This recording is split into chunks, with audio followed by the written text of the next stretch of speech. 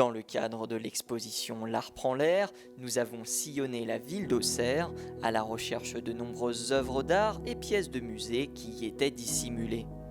Laissons désormais Thierry Créteur nous en dire un peu plus sur le projet. On a pris ça vraiment comme une expérimentation, une expérience, et de se dire il faut qu'on bouge en fait. Donc on a appelé les responsables des musées et on leur a dit ben voilà, l'art prend l'air, qu'est-ce que vous avez à nous proposer? Et donc ils ont réfléchi et on bâtit à travers les sites et puis leur spécificité aussi, de mettre en avant quelques œuvres. Ici on a la bibliothèque, ce sont des œuvres et des moulages liés aux fables de La Fontaine dans l'espace jeunesse, donc ça prend tout son sens. Au théâtre, ce sont des personnages un petit peu de théâtre peut-être, des sculptures de François Brochet, et puis on a d'autres sites où il y a des choses différentes.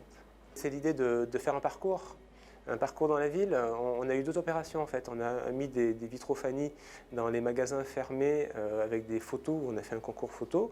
Là c'est une autre forme de parcours, c'est de se dire les gens peuvent quand même sortir pour l'instant jusqu'à 18h et le week-end, donc profitons-en, on ne sait pas de quoi sera fait la semaine prochaine, mais en tous les cas l'idée est vraiment de permettre aux gens de déambuler, de voir quelque chose sans aucune prétention de plus que d'ouvrir les yeux, de découvrir des choses.